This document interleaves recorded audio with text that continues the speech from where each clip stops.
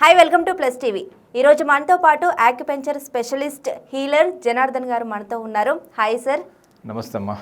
ఎలా ఉన్నారు సార్? బాగున్నారా? ఫైన్ అమ్మా. Okay sir. సార్ ఇప్పుడు మనకి వింటర్ సీజన్ అనేది స్టార్ట్ అయింది కదా.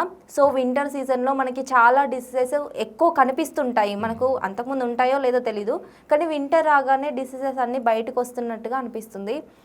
ఫస్ట్గా మనం తీసుకుంటే హార్ట్ అటాక్స్ అనేవి ఎక్కువగా వస్తుంటాయి వింటర్ సీజన్లో. హార్ట్ బీట్ ఎక్కువ పెరగడమో లేకపోతే హార్ట్ అటాక్ కేసెస్ అనేవి ఎక్కువ చూస్తుంటాము. ఎందుకు అలా అవుతుంది సార్? ఇప్పుడు యాక్చువల్గా ఈ మన మనిషి యొక్క ఆరోగ్యం మీద, ఆలోచనల మీద, తీరుతెన్నుల మీద ఈ వాతావరణ ప్రభావం బాగా ఉంటుంది. ఎన్విరాన్మెంటల్ ఎఫెక్ట్స్ అంటాం. ఒక సీజన్ మారినప్పుడల్లా కొన్ని రకాల సమస్యలు మనం రావడం చూస్తుంటాం. ఒక్కొక్క బాడీ తత్వాన్ని బట్టి ఆ సమస్య ఆ సీజన్లో ఎక్కువ అవుతుంటుంది. ఉదాహరణకి వారిది ఉష్ణతత్వం అనుకోండి, వేడి హీట్ ఎప్పుడు ఉంటుంది అనుకోండి. కొంతవరకు వాళ్ళు చలిని తట్టుకోగలుగుతారు, వాళ్ళు ఆల్రెడీ ఉష్ణతత్వం ఉంది కాబట్టి. కొంతమంది శీతల తత్వం ఉంటుంది. ఫర్ ఎగ్జాంపుల్ ఇప్పుడు హైపోథైరాయిడిజం ఉంది, వాళ్ళకి ఏంటంటే కొంచెం కోల్డ్ బాడీ ఉంటుంది. వాళ్ళది మెటబాలిక్ యాక్టివిటీ స్లో డౌన్ ఉండడం వల్ల వాళ్ళ టెంపరేచర్స్ కూడా ఇంటర్నల్గా స్లో ఉంటాయి కాబట్టి వాళ్ళు చలిని తట్టుకోలేరు. సో మనం మామూలుగా చూసినా కూడా ఈ వింటర్ సీజన్లో అందుకనే ఈ చలిని ఏమంటామంటే మనం చలి పులి అంటాం. ఒక పంజాలాగా విసురుతుంది. ఇది చాలా సమస్యల్ని తీసుకొస్తుంది చలి. సో మేజర్గా మీరు ఇందాక అన్నట్టు ఈ చలికాలంలో కనిపించే ఒక ముఖ్యమైన సమస్యల్లో ఈ బ్లడ్ ప్రెషరు ఇష్యూస్ కానీ, హార్ట్ బీట్ ఇష్యూస్ కానీ, తర్వాత హార్ట్ అటాక్స్ కానీ, ఒక్కోసారి స్ట్రోక్స్, బ్రెయిన్లో హెమరేజెస్ కానీ, ఇవన్నీ మనం చూస్తుంటాం. అంటే ఇవి ప్రధానంగా, ఇంకా చాలా ఉన్నాయి. ఎందుకంటే ఆ చలికి రక్తనాళాలు, వెజల్స్ ఉంటాం కదా, రక్తం ప్రవహించే వెజల్స్, నాళాలు కొంచెం ష్రింక్ అవుతాయి. చలికి ముడుచుకుంటాయి కదా, చలి అంటేనే ముడుచుకోవడం కదా, కండరాలు కూడా ముడుచుకుంటాయి. ఇప్పుడు మనం చూడండి, చలికి మనమే ముడుచుకుంటాం కదా. సమ్మర్లో ఎలా పడుకుంటాం మనం? ఇలా విప్పేసి ఇలా పడుకుంటాం, ఓపెన్ అవుతాం, కప్పుకోం. వింటర్ లాగానే ఏమవుతాం మనం? కొంచెం ఊడ్చుకుంటాం. సో మనమే ఇలా అన్నప్పుడు మనలో ఉన్న అన్నీ కూడా ఆ వెజల్స్, కండరాలు అవన్నీ కూడా కొంచెం ష్రింక్ అవుతాయి. అయినప్పుడు ఏమవుతుందంటే బ్లడ్ ఫ్లోకి ఇబ్బంది అవుతుంది. ఆ ష్రింక్ అయింది కదా కొంచెం వెజల్, అది ఒక ఏజ్ వాళ్ళలో ఇంకెక్కువ కనిపిస్తుంది. ఓల్డ్ ఏజ్లో ఆ వెజల్స్ ఆల్రెడీ కొంత ష్రింక్ అయి ఉంటాయి, ఏజ్ రిలేటెడ్. అలాగే కొన్ని సమస్యలు ఉన్న వాళ్ళలో కొలెస్ట్రాల్ ఉంది, ట్రైగ్లిజరైడ్స్ ఉన్నాయి, కొంచెం ఇలాంటి ఒబేస్ ఉన్నది, ఆల్రెడీ టెండెన్సీ ఉన్నది, ఇది బ్లడ్ సర్క్యులేటరీ ఇష్యూస్ ఉన్న వాళ్ళలో ఇంకొంచెం జాగ్రత్తగా ఉండాల్సిన సమయం ఇది వింటర్లో. ఎందుకంటే ఇది ఆ చలికి జరిగే ఇదొకటి. రెండవది, ఈ మజిల్ క్రాంప్స్ కూడా వస్తుంటాయి ఈ సీజన్లో. చూసారా, కండరాలు పట్టేస్తాయి, కొంకరలు పోతుంటాయి. ఈ కాఫ్ మజిల్ పట్టేయడం సాధారణంగా ఉంటుంది, ఇప్పుడు ఇంకెక్కువ ఉంటుంది. అలాగే నొప్పులు కూడా ఎక్కువ అవుతాయి. ఈ జాయింట్ పెయిన్స్, మోకాలు నొప్పులు, ఈ ఇక్కడ పట్టేయడాలు, అంటే ఆల్ బోన్స్ రిలేటెడ్ ఇష్యూస్ కూడా ఈ వింటర్ సీజన్లో ఎక్కువ అవుతాయి. సో అందువల్ల ఏంటంటే వింటర్ కేర్ అనేది, ఎస్పెషల్లీ మీరు అడిగింది ఏంటంటే ఈ హార్ట్ ప్రాబ్లమ్స్ కానీ, బ్లడ్ వెజల్స్ కానీ ష్రింక్ అవ్వడం వల్ల ఈ హార్ట్ అటాక్స్ రావడానికి అవకాశం ఉంటుందా, ఎలాంటి జాగ్రత్తలు తీసుకోవాలి అనేది మన కొంచెం. అంటే ఈ హార్ట్ డిసీజెస్ కానీ లేకపోతే హార్ట్ అటాక్స్ కానీ వస్తాయి కదా సార్ ఈ వింటర్ సీజన్లో, ఛాన్సెస్ ఉంటాయి, జనరల్గా అవకాశం ఉంటుంది. అవి రాకుండా ఈ మనం యాక్యుపెంచర్ దాంట్లో ఎలా చేసుకోవాలి, ఏమన్నా ఉందా సొల్యూషన్? ఇప్పుడు ఆక్యుపంక్చర్ అంటేనేమో మనం మన ఆక్యుపంక్చర్ సెంటర్కి వచ్చినప్పుడు నాడి చూసి ఒకటి లేదా 2 లేదా 3 కొన్ని నీడిల్స్ ఆ స్కిన్ మీద అలా ప్రేరేపితం చేయడం ద్వారా, సన్నని నీడిల్ ఉంటుంది, మీకు చాలాసార్లు చూపించాను అనుకుంటాను. సో ఇందాక తీశాను నేను బయటికి, ఇది చూసారా, ఇది సన్నని, ఇవన్నీ కూడా నీడిల్స్, సీల్డ్ వస్తాయి, స్టెరిలైజ్డ్ ఉంటాయి, ఇంపోర్టెడ్ నీడిల్స్ ఉంటాయి. సో దీన్ని మనం ఓపెన్ చేస్తే మనం సీల్డ్లో ఉన్నాయి కాబట్టి ఇందులోకి ఒక నీడిల్ వస్తుంది మనకు. ఆ నీడిల్ ఏం చేస్తామంటే, చాలా సన్న నీడిల్ ఉంటుంది, ఇది ఇలా సన్నని కనిపించదు, సన్న నీడిల్ మన ఇంజెక్షన్ ఇస్తారు కదా, దాంట్లో 1/10 ఉంటుంది ఇది. 1/10 అసలు కనిపించడానికి కూడా కనిపించదు. సో ఈ సన్నని నీడిలు ఏం చేస్తామంటే ఈ శరీర భాగాల లోపల కొన్ని నిర్దిష్టమైన శరీర భాగాల లోపల అలా ప్రేరేపితం చేయడం ద్వారా పైన మీరు ఇందాక నీడి చూసి కానీ భయం వేసే వాళ్ళు చాలామంది ఉంటారు. భయపడక్కర్లే. ఇప్పుడు ఎగ్జామ్ నేను వేసుకుంటా చూడండి. ఇప్పుడు ఇలా ఉందనుకోండి, ఇలా పెట్టేసి చూసారు కదా, పెయిన్ ఏమి ఉండదా సార్? పించింగ్ ఉంటుంది కొంచెం, ఈ లైట్గా ఒక చీమ కుట్టినట్టు చిన్న పించ్ వస్తుంది. బ్లడ్ అయితే రాదు, బ్లడ్ రాదు. రెండోది ఏంటంటే ఇది మన శరీరంలో ఇప్పుడు ఇది ఒక ఆక్యుపంక్చర్ మోడల్, ఇది కూడా చూపిద్దాం. ఇది కూడా కొంచెం బాగా ఈ మోడల్లో చూశారు కదా, ఇది ఒక హ్యూమన్ బాడీ మోడల్. దీంట్లో మీకు కనిపిస్తున్నాయి పైకి అలా లైన్స్, కిందకి లైన్స్, పాయింట్స్ అన్నీ నెంబరింగ్ అన్ని కనపడుతుంది చూసారా. సో ఇవన్నీ కూడా ఏంటంటే శక్తి ప్రసార మార్గాలు అంటాం, ఎనర్జీ పాత్వేస్. ఇట్లా పైనుంచి కిందకి, కింద నుంచి పైకి వెళ్తాయి. ఇవి ఇవి ఏం చేస్తాడు, పైన కనిపించడం కాకుండా ఇంటర్నల్గా ఉన్నటువంటి ఆర్గాన్స్ కూడా కనెక్ట్ చేస్తాయి. ఇవి అంటే లంగ్స్ కనెక్ట్ చేస్తాయి, లార్జ్ ఇంటెస్టైన్ కనెక్ట్ చేస్తాయి, spleen, stomach, kidney, liver, heart, small అన్ని ఇంటర్నల్ ఉన్నట్టు అన్ని ఆర్గాన్స్, మెయిన్గా ఒక 12 ఆర్గాన్స్ చెప్తాం మేము ఆక్యుపంక్చర్లో. సో ఈ 12 ఆర్గాన్స్ని, ఇంటర్నల్ అన్ని ఆర్గాన్స్ని ఈ శక్తి ప్రసార మార్గాలు కనెక్ట్ చేస్తాయి.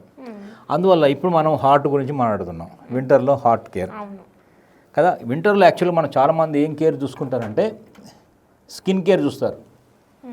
స్కిన్ కేర్ ఎందుకు చూస్తారంటే ఈ డ్రై అవుతుంది, ఇచ్చింగ్ వస్తుంది, బయటికి కనిపిస్తుంది, ఇచ్చింగ్ వస్తుంది, ఫేస్లో కొంచెం మచ్చలాగా వస్తాయి, ఒక స్కిన్ రఫ్నెస్ కనపడుతుంది. కాబట్టి మనం వారి స్కిన్ కేర్ అంటాం. కానీ లోపల జరిగేది కూడా ఇట్లాంటి కొన్ని ఇష్యూస్ జరుగుతాయి. ముఖ్యంగా ఎస్పెషల్గా బ్లడ్ సర్క్యులేషన్ సంబంధించిన సమస్యలు జరుగుతాయి. అందుకని మనం ఏం చేస్తున్నాం అంటే ఈ శక్తి ప్రసార మార్గాలను అనుసరించి ఇందాక అనుకున్నాయి కదా, అట్లాంటి ఒక 361 పాయింట్స్ ఉన్నాయి మన బాడీలో. ఇప్పుడు దీంట్లో కూడా కనిపిస్తుంటుంది చూసారా, అన్ని పాయింట్స్, ఇలాంటి పాయింట్స్ అనుకో 361 పాయింట్స్ ఉంటాయి బాడీలో. అందులో మేజర్గా కొన్ని మాత్రమే ఒక 60-65 వరకు ఉపయోగిస్తుంటాం ఇంపార్టెంట్గా. ఇంకా చాలా వరకు ఉంటాయి. ఇవి కమాండింగ్ పాయింట్స్ లాగా, కమాండింగ్ పాయింట్స్ అవి మేజర్గా సరిపోతాయి. సో ఇప్పుడు మీరు చెప్పిన దాని ప్రకారం వింటర్లో ఏం చేయొచ్చు అంటే ఈ హార్ట్కి సంబంధించిన బ్లడ్ సర్క్యులేషన్ కానీ, వెజల్స్లో ఫ్లో బాగుండేలాగా, తర్వాత హార్ట్ రాకుండా, స్ట్రోక్ రాకుండా, హార్ట్ అటాక్ రాకుండా కొంచెం ప్రికాషనరీగా, ముఖ్యంగా బ్లడ్ ఫ్లో బాగుండేలాగా మనం ఒక చిన్న ఆక్యుప్రెషర్ పాయింట్ మనం చెప్పవచ్చు. అదేంటంటే ఎక్కడుందంటే ఇప్పుడు మన చేతుల్లోనే ఉంది. ఇది చేతుల్లో ఉంది. చేతుల్లో ఇప్పుడు ఈ లిటిల్ ఫింగర్, ఇది రింగ్ ఫింగర్, ఇటు లిటిల్ ఫింగర్, రింగ్ ఫింగర్. ఈ లిటిల్ ఫింగర్, రింగ్ ఫింగర్ నుంచి ఇలా మధ్యకి ఇలా వచ్చినప్పుడు ఇక్కడ ఒక లైఫ్ లైన్ కనిపిస్తుంది. ఒక లైఫ్ లైన్ అంటాం కదా, ఈ మధ్యకి ఇలా వచ్చాం కదా, ఈ లైఫ్ లైన్ మీద ఈ రెండింటి మధ్యలో గ్రూవ్ లాగా ఉంటుంది. ఇట్లా చిన్న గ్రూవ్, ప్రతి ఒక్క 2 ఫింగర్ మధ్య గ్రూవ్ ఉంటుంది కదా. ఈ గ్రూవ్ చిన్నగా ఇలా వచ్చినప్పుడు ఈ లైఫ్ లైన్ మీద ఇక్కడ ఒక పాయింట్ ఉంది. సో ఈ లిటిల్ ఫింగర్, రింగ్ ఫింగర్ మధ్యలో నుంచి ఇలా వస్తున్నాం మనం కిందకి వచ్చిన, ఇది లైఫ్ లైన్ అనుకోండి. ఇక్కడ కనెక్ట్ అయింది కదా, ఈ కనెక్టింగ్ ఇది పాయింట్. అది వింటర్లో మనం రెగ్యులర్గా చేసుకోవచ్చు. ఈ పాయింట్ని కనుక, ఇది యాక్చువల్గా ఏంటంటే ఇది దేన్ని సూచిస్తుంది ఈ పాయింట్ అంటే, ఇప్పుడు ఈ మధ్య ఇలా వచ్చాను, దీన్ని చూడండి, ఇక్కడ కూడా చూడండి, ఇలా వచ్చినప్పుడు తెలుస్తుంది కదా, ఇక్కడ ఆ పాయింట్ మీద ఇలా పెన్ పెట్టగానే ఒక పించింగ్ లాగా వస్తుంది, నొప్పి కూడా వస్తుంది, పించ్ అవుతుంది. పించ్ ఆ పాయింట్ ఎలా ప్రెస్ చేసుకోవచ్చు, ఇలా ప్రెస్ చేసుకోవచ్చు. కానీ తెలుస్తుందా, క్లోజ్గా ఇస్తున్నారా?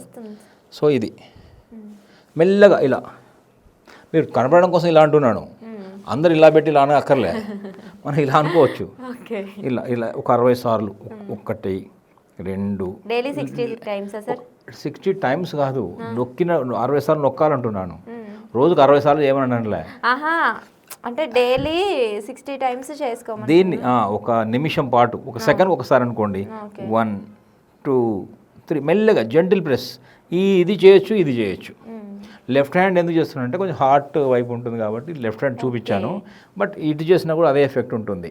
ఈ వైపు అయినా చేయొచ్చు. లేదా కొంతమంది ఏం చేస్తారు, ఇలా కూడా చేస్తారు, ఇలా టచ్ అవుతుంది కదా, ఇంకా కొన్ని కూడా టచ్ అవుతాయి, తప్పేం లేదు, చాలా ఉన్నాయి కదా. ఓకే. ఇలా చేసినా కూడా బ్లడ్ సర్క్యులేషన్ పెరుగుతుంది. అందుకనే మన వాళ్ళు ఈ విలేజ్లో భజనలు చేస్తుంటారు. అవును. ఏదో ఒక టెంపుల్కి వెళ్ళి అక్కడిక్కడ ప్రార్థనలు వెళ్ళి భజనలు చేస్తుంటారు. ఆ భజన చేయడం వల్ల ఏమవుతుందంటే వింటర్లో కూడా ఇంకెక్కువ యూజు, ఓకే. బ్లడ్ సర్క్యులేషన్ పెరుగుతుంది, ఒక యాక్టివిటీలో హీట్ జనరేట్ అవుతుంది. ఇలా అనడం ద్వారా ఈ హీట్ జనరడం కాదు, ఇక్కడ ఈ పాయింట్ ఉంది, ఇక్కడ అద్భుతమైనటువంటి హార్ట్ మెరిడియన్, ఇది హార్ట్ని కనెక్ట్ చేసే పాయింట్ ఇది. అందుకని చాలా జెంటిల్గా మెల్లగా చేయమని చెప్తున్నాను ఇది. ఎందుకంటే ఫైర్, అది ఆ హార్ట్ అంటే ఫైర్, నిప్పుతో చెలగాటం ఆడుతుంది కదా. సో మెల్లగా జెంటిల్ ప్రెస్ చేయమని చెప్తున్నాను. లేదా ఇలా మెల్లగా చేయండి, అటు భక్తిలాగా ఉంటుంది, భజనలాగా ఉంటుంది, మన పర్పస్ కూడా సర్వ్ అవుతుంది. హీట్ జనరేట్ అవుతుంది. హీట్ జనరేట్ అయినప్పుడు ఏమవుతుందంటే ఆ వెజల్స్, కుంచుకుపోయిన వెజల్స్ మళ్ళీ ఒకసారి అలా బ్లడ్ వెజల్స్లో తగులుతుంది కదా. ఇది ఎక్కడెక్కడో చేస్తే ఒక్కొక్క చోటు నుంచి ఒక్కొక్క దగ్గరికి వెళ్తుంది.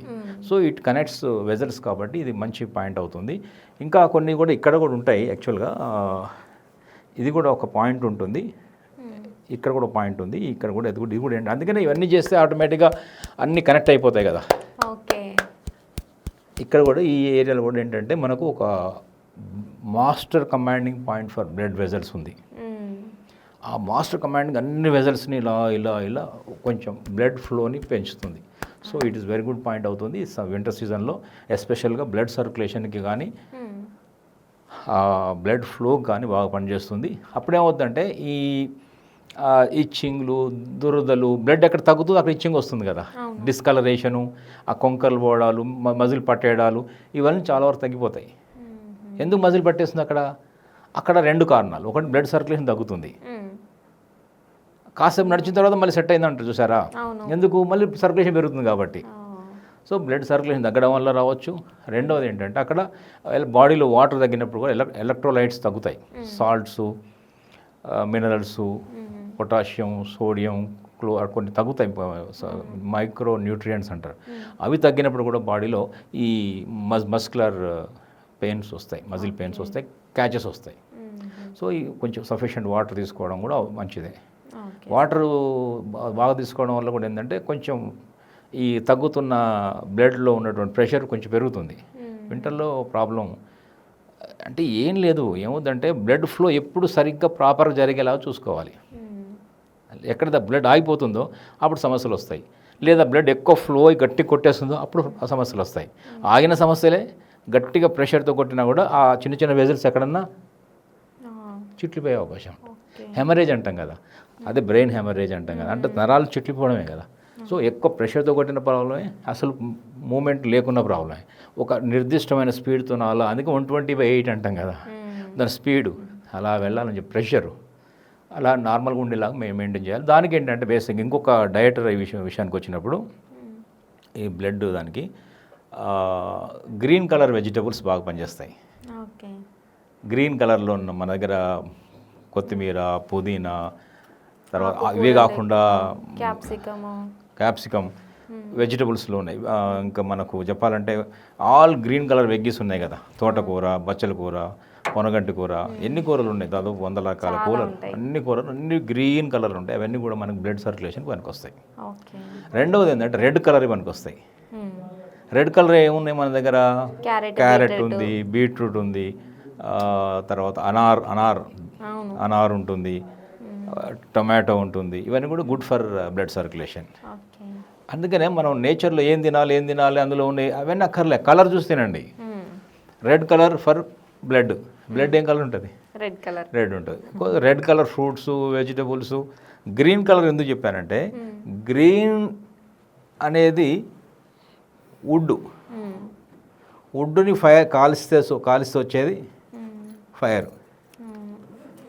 సో మదర్ లాగా యాక్ట్ చేస్తుంది. అది గ్రీన్ నుంచి ఫైర్ వస్తుంది అనేది ఆక్యుపంచర్ వెర్షన్ ఉంది. గ్రీన్ వుడ్ నుంచి ఫైర్ వస్తుంది కదమ్మా, కట్టె కాలిస్తేనే కదా అగ్ని వచ్చేది. సో ఆ కట్టె గ్రీనే కదా. సో అందుకని గ్రీన్ నుంచి ఫైర్ వస్తుందని చెప్తుంది. కాబట్టి గ్రీన్ కలర్ మంచిది, రెడ్ కలర్ మంచిది. దాన్ని బాగా కొంచెం సాల్ట్స్ తగ్గించాలి. సాల్ట్స్ అవి ఎక్కువ తినే వాళ్ళు తగ్గియండి, అసలు తినని వాళ్ళు కొంచెం తినొచ్చు.